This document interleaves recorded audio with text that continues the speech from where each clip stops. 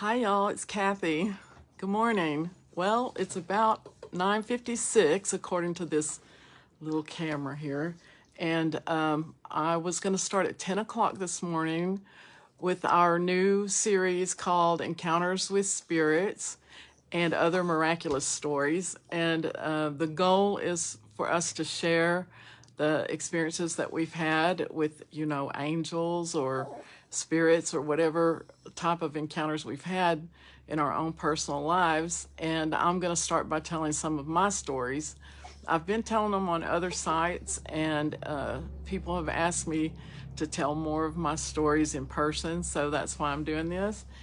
Anyway, I'm not really going to get started until right at 10, and every single thing that could have gone wrong this morning did, because I was going to have this out in my little workshop. I can see y'all. I can't see y'all, so maybe I'll take my glasses off. I was trying to see what time it was. Anyway, I was going to have this out in my little shop this morning. If any of you guys know me, which several of y'all do, I've been working on crafts, and my husband's been building a garage for the last year. We finally got the garage built, and he got his cars and all of his stuff moved in there. And so I got to start working on my little she shed that I call my cottage. And so I've got it about finished, but I've been painting, and I had it all set up, and I was going to go ahead and record out there this morning, but the electricity went off. So every single thing that can go wrong this morning, my pets acted up, everybody needed attention. I couldn't get ready. So every time you do something for the Lord, or, that you feel called to do, well, every single thing is going to go wrong to keep you from doing it. Just do it anyway, even if you have to sit in the dark house. I turned all the lights on to do it because, there's a reason that you're getting fought against so hard, and that's because maybe you'll be able to help someone with what you're doing. So anyway, I'm going to tell you first off that, I am a Christian, and the things that happen to me, I feel, are more things that happen like in the Bible, prophetic type of things where people got messages from the Lord and were able to share it with people and stuff like that. That's my life. I know some of y'all have other experiences that are not, and you're not a Christian, and you don't believe in God or any of that stuff. Well, that's your journey, and to me, it's up to God to change that if He wants to change that in you. And I hope that some of the testimonies or the stories that you hear on this site will help you to see that there's more to life than just the natural life that we see every day as we're going along our way. Anyway, I guess I'll tell you a little bit about me because some of y'all don't know me. And I'm an author. I'm looking over there because I'm hoping that I have some of my artwork so that I can show y'all. I'm an artist and I'm an author. And good morning. I see some of y'all are watching, and I appreciate it. I'm not going to be able to answer a lot of questions while I'm telling the story, but at the end of the story, I'll take some questions and try to be kind. And if you don't believe, I was going to have a sign up behind me that said, "When pigs fly," because I know that some of y'all think, oh, that'll be true when pigs fly. Well, I was going to have that sign up, but I wasn't able to go out to my shop today. So anyway, but many of you have had your own experiences, so you believe completely. Anyway, a little bit about myself. I'm an author. I've written 4 books.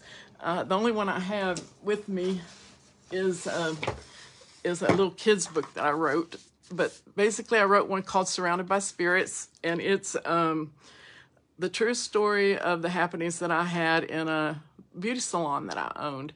And it turned out that we had a spirit present in the salon, and I was scared to death and called all the preachers and did all the things, to try to get it to leave, and it didn't leave. And so I had to deal with that for 2 years, and I wound up doing an investigation, and that's my first book. It's called Surrounded by Spirits. And then I wrote another book called Entangled in Desire because all of the ladies at the shop wanted me to write a romance story. So I sort of wrote a story about a romance, but there's angels and demons involved, and persuading people on what they do. And then I wrote another book called Camouflage Angel. I actually have a story behind that book, but I'm going to save it for another day.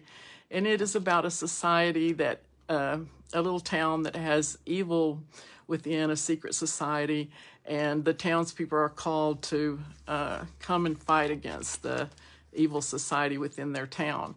But I have a little deeper story behind that book that I'll have to tell y'all on another day. And then I wrote a children's book.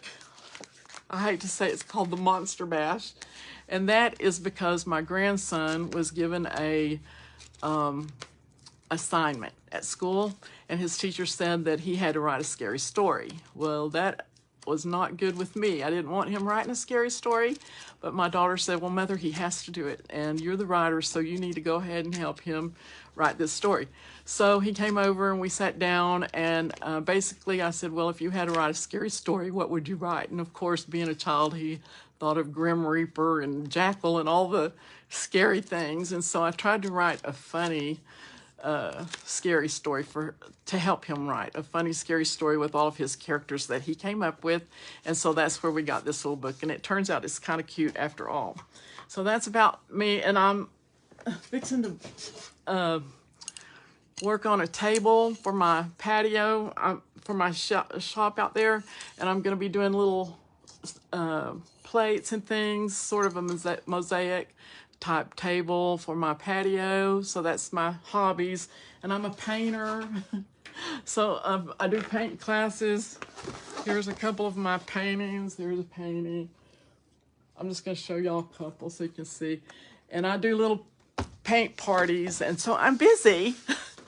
And I save feral cats. It have 7 now. And so that's what I do in my free time. Oh, I need to show y'all my cow painting. Isn't that so cute? Can you see? Isn't that so cute? Anyway, it's a lot of fun. All the ladies in the area and I get together and do paint parties. Anyway, so my hope is that you will have a story that you would like to share with everyone, but I'd like for you to send it to me in an email if you do, or give me a synopsis of it, just a little paragraph telling me what it's about. And, I'll probably call you and speak to you on the phone about it before we actually share it on here. And you can message me on Messenger, or you can contact me by email, Kathy with a C, C-A-T-H-Y, Cockrum, C-O-C-K-R-U-M, 123 @gmail.com. If you want to give me a little paragraph synopsis of, a summary of what your little story is about, so that I can make sure that it's something that I would, be able to air on here, because we don't want to be too offensive to anyone. Most people just have good stories. But anyway, today I think I'm going to tell the story about 2 customers that I had. I've really been praying about which story to tell, but to give you an idea of what my stories are like. As I said, I had a hair salon that I had a spirit in, and it turned out to be a lady. And some of y'all don't believe in that at all, but in the Bible even says that I saw a man, someone walking as a man, and they call it an angel, but it has no wings. So I'm assuming that it's a saint of God rather than an angel. But anyway, that's sort of the same thing that happens to me. I see people that look as live as you and me, and I can't, if you were standing next to them, I wouldn't be able to tell if you were the person, the real person living, or if you were the spirit person sometimes. So that's sort of what happened to me in the story that I'm going to tell today. And that is that I had a customer who, I was a hairdresser, and I had a customer who had lost her son. And it was really sad, and we have a lot of compassion and empathy for people who lose, especially their children. And she came in one day, and actually I had started doing this other lady's hair first, and she was new to me. When she came into my salon, she had really long hair, and she had regrowth like mine that needed to be touched up. And when I saw her, she said, can I get my hair done today? I want to get the works, I want to get it cut, I want to get it colored, I want to get it highlighted, everything. And there was nobody there but me that day. And I said, well, I would love to help you, but I'm already booked with other clients. So if I could, I would, I'd like to make you an appointment for another day with one of the other girls, maybe tomorrow. And she said, well, she sat there and looked at me for a minute, and then she said, well, I'd like for you to do my hair if you don't mind. And I said, well, I'm booked for the next 6 weeks. So, but something just touched me about her, and I thought, you know what, I'll try to fit her in between other customers. And to tell you the truth, that's something I tried not to do because it always made me run behind. But anyway, I decided I was going to fit her in between other customers. So I said, well, come back tomorrow at 12, because that's when I was going to take a lunch for about 30 minutes. And I said, I'll try to work you in. I have another color going on, and I'll try to work you in while I'm doing her hair. So if you don't mind waiting, while I'm processing her hair, I can work with you on that. So she said, okay. And she came back the next day, and I was working on her hair. And as I was working on her hair, I got to know a little about her. She was talking about her grandson. She said, he didn't mean to be rude or disrespectful to me, but he said that I don't look like all the other mothers at his school, and he'd like for me to do something so that I would look a little younger, like maybe color my hair, because she did have, some gray roots that were kind of long and everything. And she said, so I decided that I would come and, get a makeover. And I thought, well, that's really rude, but I didn't say anything about it. And as we talked, I wanted to say, well, where is his mother? Why are you raising him? Because I'm hateful like that sometimes. And I think the worst of people when I haven't got their story. Sorry, y'all, I've got a hair getting in my eye and it's driving me crazy. Anyway, she said, I said, well, I was going to say, well, where's his mom and why are you having to raise him? But thank the Lord, he kind of shuts me up sometimes, and I didn't say anything, because as she continued to talk, she revealed to me that his mother had been murdered, and that was her daughter. And she said his mother was murdered, and she said by his father. And I said, oh, I'm so sorry. I'm so glad he has you to take care of him. And so then I understood. So I had her hair color on, and we had gotten to know each other a little bit. And as I was fixing to put her under the dryer, the next client came in that had already had an appointment, and she was a regular, and I had known her for a couple of years. And she came in, and she just looked so depressed. And I said, how you doing? I'm going to use a different name because I don't try to really identify people that I'm talking about because, for their privacy and just because. But anyway, I said, well, how you doing? Nancy. And she said, I'm not doing too good. And I guess she thought I knew what was wrong, but I didn't. And like I said, I'd known her for a couple of years, but I didn't really know much about her personal life. She was kind of a more private person. And I felt bad for her, but I didn't know how to help her in any way. So she sat down, and I started putting color on her hair, and she had something in her hands. And she said, Kathy, I know that you sometimes know things about people, and I wondered if I could give you this tape and have you listen to it and tell me what you think about it. And I said, well, what is it? And she also handed me a rosary. And I said, well, what is it? And she said, well, it's a tape that was on my son's phone when he died. And I want you to listen to it and see if you can tell me, what happened to him. And I said, well, I have never done anything like that before. I said, I just usually, if I see something or whatever, I try to deal with it, but I don't try to, I pray for people, I pray about things, and maybe God tells me something, but I don't try to know things just by listening to a tape or what have you. And she said, well, if you don't mind just listening to it and see what you think about it. And I said, I don't know, Nancy, because I was really leery about doing that. And she said, Kathy, you don't understand. I just can't stand it. And I said, well, I understand that. I said, but when you can't stand it, Nancy, you just need to turn to the Lord and say, God, you know what? I can't stand this. In that moment that you can't stand it, I said, you need to turn to the Lord and say, I can't stand it. You're going to have to stand it for me. And I believe in that moment that God will come to you and give you a peace to get you to the next moment. I said, because, you know, there are times, especially recently, I've learned in grief, there are times when you can't stand it, and you have to just lean on God and allow Him to carry you to the next moment. And it takes a long time sometimes. I've been in grief for my parents, and for for my parents for the last 2 years, actually, since they passed, and I've had a real hard time with it. And me, tell everybody how to do it, I did not do it well. Then I felt like I wasn't being a good griever, like the Bible talks about. And I was like, I can't stand it either. But I actually I had to be put on some medication so that I could just not have the anxiety of just not understanding what all happened and all the things. So I certainly understand grief a lot more now than I used to. But anyway, she was at that point where she couldn't stand it. And I said, I'm really sorry. And I said, I didn't know how to help her really.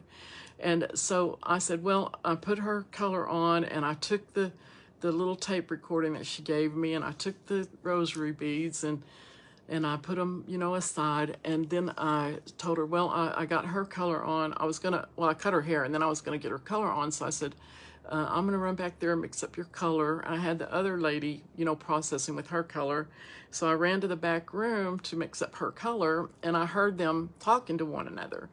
And I thought, well, it's kind of interesting that they're both here at the same time, and they both lost, children, because the first lady had lost her daughter, and the other lady had lost her son. So they were in there talking, and I heard them talking about horses. So I thought, well, it's good, they're getting to know one another, and I'll go back here and mix up the color. So I went back to the back room of the hair salon and mixing the color. And then when I got finished, I came back into the room, and it was like this is where my story gets a little fantastical, okay? It was like, and I'm telling the truth.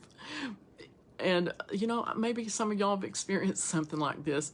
And I could tell you a passage in the Bible where there's something like this that happens. But anyway, I walked into the room, and there was like a cloud. It looked like a white cloud sitting in my salon. I could not see them. I could not see the furniture. It just looked like a white cloud. Somebody had opened the door, and a white cloud had come into my beauty shop. And I just stopped, and I stood there, and I started praying. I was like, Lord, I do not know what is going on here. I said, but help me with these ladies, help me say what I need to say, and keep me from saying, don't let me say what I'm not supposed to say. And so I waited for a second, because I really didn't know what to do. And then as I stood there, the cloud started to dissipate. And I was looking at them, waiting for somebody to act shocked and say something about this cloud. And then I realized that they did not see this, that I was the only one that saw it. And actually, there was a little girl sitting up in the front of the salon. She always came in to watch the TVs that I had in the salon, because she got bored over where she was, and she would come over and sit in my shop and watch TV. And so it's funny, she wound up being a part of some of the experiences that I had. But anyway, she was sitting up front, and she didn't seem disturbed, and the ladies didn't seem disturbed, so I was the only one seeing this. So I thought, this is some supernatural thing that God's doing, and I need to pay attention and do what I need to do. So I went over there, and I'm listening to them talk to try to find out what they're talking about, and they're talking about psychics. And the one lady is saying that, she said, Kathy, I know you're not going to approve of this, but I'm thinking about consulting a psychic. And I said, well, who am I to approve of anything? I said, I know that there are people who can see and hear things that other people can't see and hear.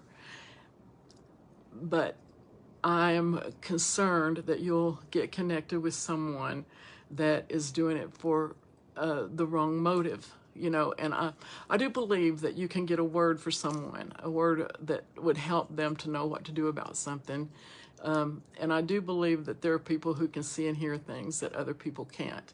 And so I know there's truth in that, but I know that there's a lot of fakes and a lot of people who just do things to make money or whatever. And I'm not saying that a psychic person shouldn't make money. Hey, whatever you're spending your time doing, you need to be paid for it. If I was cleaning your house, I need to be paid for it. If I'm a counselor and I'm sitting talking to you, I should be paid for my time. I think that people should be paid for their time. But if they're milking you just to make money out of you because they have you in an emotional situation and they're feeding on that, then that's wrong. So you have to be discerning. And I said, and I think that also the words we use, are they a psychic? What is a psychic? Are they a prophet? It seems that the gifts are the same. It's just who you serve with your gift. So that's what I'm going to say there. And I think we should train more of the psychics, that they were given a gift, and maybe they should use it to, help and glorify, and not for self-gain. But anyway, that's that situation. So I said, who am I to judge anything? It's up to you, and you need to, make up your own decisions. And I said, but I just would warn you to be careful. Well, the other lady listening said, well, I hate to dispute your word, Kathy, but that's how we found my daughter's killer. And she said, I went to a psychic, and she told me that that there was a shirt that my daughter had on, or that he had on when he had killed my daughter, and it was in the bottom of his closet. And so she got the police to get a warrant, and they went in and they searched and they found the shirt, and that's how the man got put in prison for killing her daughter. And I said, as I said, there's people who really are able to see. I call them seers. I call myself a seer. And in the Bible, before people were called prophets and prophetesses, they were called seers. But actually, there's a little bit of a difference between a seer and a prophet. So that's just something you'd have to research and study. But anyway, after she said that, I said, well, I'm really sorry, Nancy. And, we talked about her child and everything. And she said that he had been at his apartment. She had spoken to him earlier in the day. And then when she tried to call him again later that night, he didn't answer. And it turned out he had had some friends over to the apartment. And she thinks something happened during that time. But he wound up being found in his apartment the next day. And he was passed away. And so I said, I'm sorry, and I'll pray for you and all that. So she went home. We finished up. I finished up with them. And when I got home, I sat down and I listened to the tape. And the tape was, you could hear him pick up the phone every once in a while, like he was trying to make a call. Maybe he was trying to call 911 or something. And then it would hang up, and then a little while later you would hear him pick up. So you know that he was having a struggle, but you don't really know, what had happened. Well, all of a sudden I started getting all of these images in my mind, and I saw 3 people, and they were there with him in his apartment, and they were all drinking. They were horsing around, having fun, loved each other to death, having a good time. You know how boys are. My son was anyway. And they were roughhousing and all that. And I saw them pick him up and slam his head. This is graphic, y'all. Slam his head into the sheetrock, the wall. And then he passed out, and they were drunk. They were trying to get him up and everything. Well, they just left him laying there. But actually, they put a towel on the wall, and they moved the sofa where you couldn't see where the break in the sheetrock, and where his head had hit the 2x4 is what happened. And so anyway, they put a towel on that, and they slid the couch over, and they left him there, but he was alive when they left. And so they left, but the next day, nobody could get a hold of him, and they had tried calling him. The mom had tried calling him, nobody could get a hold of him. And so they had the people that run the apartment complex to come over and go in, and they found him there. Well, what the young man was telling me, I wasn't going to tell you all this. See, this is a God thing, because I wasn't going to give you all this information right now. But anyway, I was going to tell y'all a different story.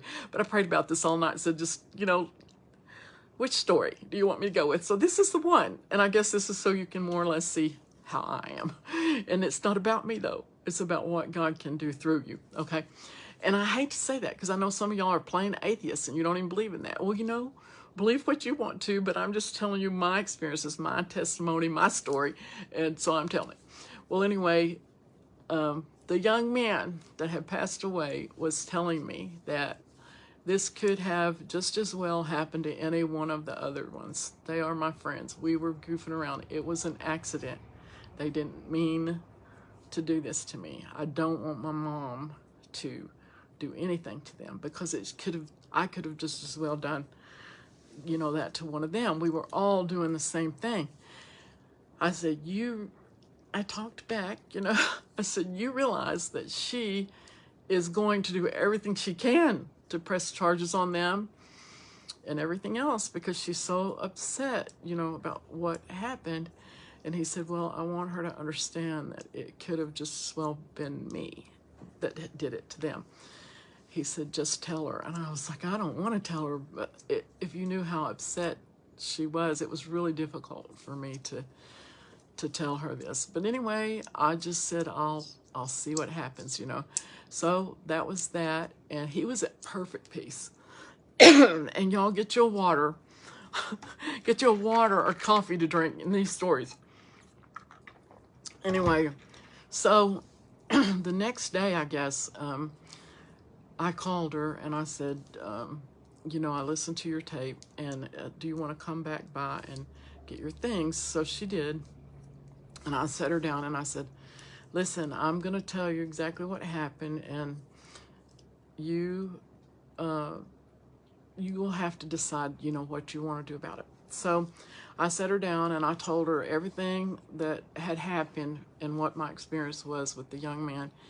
And it seemed, she said, I know you're telling the truth, because when we went back to the apartment, when they were cleaning the apartment, they found that there was a towel on the wall, and they found a hole in the wall behind the couch, but we didn't know how it had gotten there. And she said, so I know you're telling the truth. And she said, and I will talk to the sheriff about the other boys. Well, I didn't know what she was going to do, but it turned out that they didn't ever file any charges, and the boys came and confessed actually what had happened even before she had contacted the sheriff.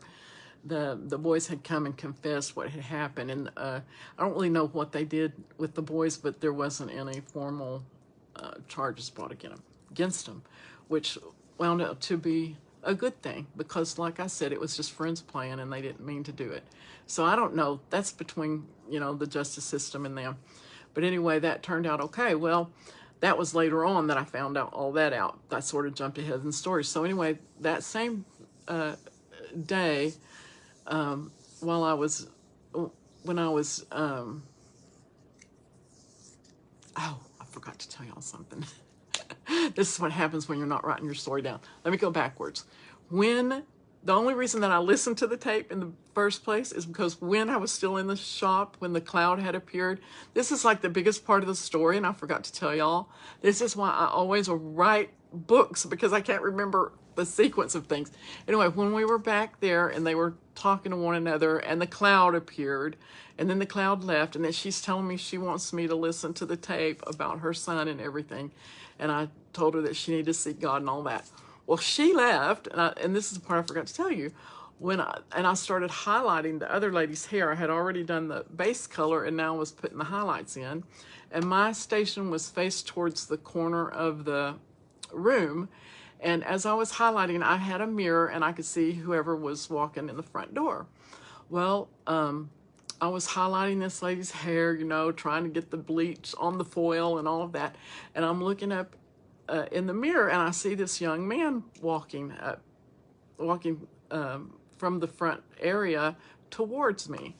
And I didn't recognize him at all. And so I'm getting the foil in, but I keep looking up, and I see that he is walking really fast towards me. And I'm thinking, what is wrong with him? Why is he walking so fast? And I'm trying to get the bleach on the foil first, though, and get it sealed up. And right when I get the bleach on the foil and get it sealed up, I turn, and he is all the way to me, and he looks at me right in my eyes, and as if he's waiting for me to say something to him or acknowledge him in some way. And I just looked at him in his eyes, and when he realized that I could see him there, he turned and he brushed my shoulder. As he turned, I felt him turn. He brushed my shoulder and he went into the back room of my hair salon where I had just been in there mixing color. And I thought, how rude. You don't just come into somebody's business and walk past them and go into a private room. Wasn't a room for customers. That was a private room, where we mix colors and everything. And I thought, that was so rude. Who is that? What are they doing? And I said, hey, and I leaned around and I didn't see I had turned the light off in there and everything, and I didn't see him back there. I didn't see him go out the back door or anything. I couldn't figure out who he was or what he was doing. And I said, I don't know what's going on. I said, hey, to the little girl up in the front, I said, who was that just came in here? Does he work for your dad? And she said, nobody came in here. And I thought, oh boy, I am really losing it this time. And the lady in my chair said, oh no, I saw him too, and I've never seen anything. I said, I wonder what he's doing. And I said, hey, and I started to go back there. And the minute I took like 2 steps to go to the back room, I felt somebody poke me right in my chest, like, stop. And they said, don't go back there. Well, I didn't know who it was that poked me and said that to me, but I wasn't going back there now. So I stopped and I didn't go back there the rest of the day. And I thought, that must be her son, That's all I could figure. I mean, there was a white cloud, and then I see this person that was physical, that touched me and went in my back room. And like I said, I tried to rationalize it and think maybe it's the landlord's worker because he has tools back there. He's going to get tools. That I had an alarm on the back door. If they would have opened the door, the alarm would have gone off.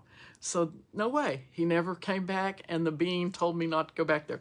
I didn't go back there for the rest of the day. I just washed all of my bowls out in the sinks up front, in the shampoo bowls, because I wasn't going back there. Anyway, and then that's the whole reason I went ahead and listened to that tape that night, was because I had that experience with that young man. And then after that all happened, let's see. Hold on, let me think. Oh, she showed me a picture of her son, and it was the same young man that I had seen walking through the shop. So y'all can tell me why. I don't know why. I just think that God had to make me want to listen to that tape, because I was really leery about doing that, because I have not been taught or trained. I go to church all the time, and I have not been taught or trained in my gift, and I've had it since I was little. When I was 5 years old, I went in my grandma's bedroom to tell a spirit to leave her house, and I believe that it did. And I have never been trained, but I've read my Bible, and I can't do church here.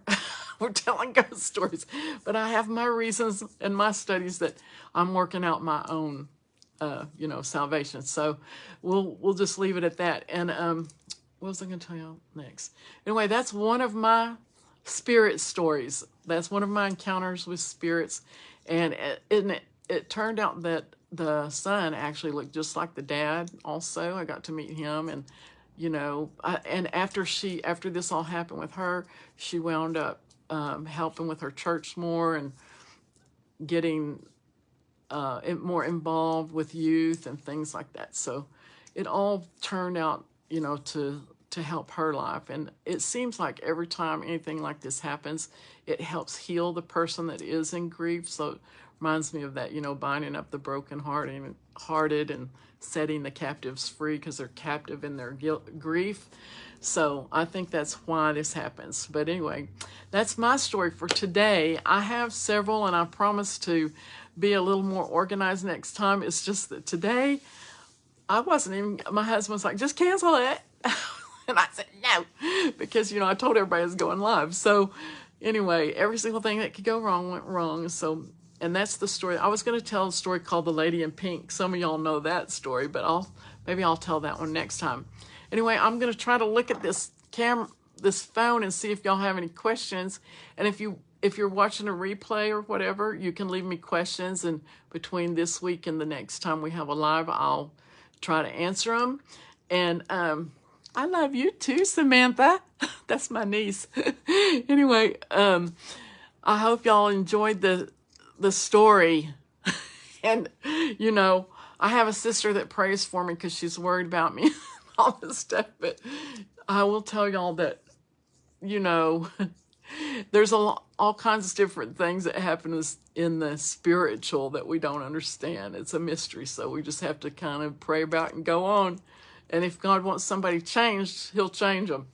But anyway, I appreciate y'all watching. I'm going to look here and see if y'all have any. Hi, Janice, you made it. See if y'all have any questions. Do y'all have any questions about my story? I know I messed up on my story. See, y'all can tell your story. And if you mess up, it's okay, because we'll go back and figure it out before we go on to the next one. Does anybody have any questions for me? I can actually see the comments now. Did your parents okay? I'm glad you went live. Thank you, Samantha. She's like one of my biggest fans, y'all. She's just like me too. Anyway, well, listen, I'm going to let y'all go. So, but I will look at my messages, and if y'all have any questions for me, just leave them here and I'll look at them and try to answer them before next week. I may even personal message you if you ask a question that I feel like I need to answer right away or something. I'll do that. Anyway, that's it. We're just going to basically come on and tell the experiences that we've had. And I'm hoping that some of y'all maybe would like to even let me come to your house, or you come to my house and share, you know, your stories. I don't know what all we're going to do with this. I'm just kind of going with the flow. So if you missed the story, you can just rewind and go back to the first. I'm pretty sure they'll have it on for at least 30 days, something like that. I'm just learning how all this works, to tell you the truth. I was going to do it on my computer, and it wouldn't even let me go on my own page. So I told you, everybody was trying to stop me from doing this. So anyway, y'all, I want to hear some of your stories, so let me know if you have any, and I'll talk to you soon. Thanks for watching. Bye.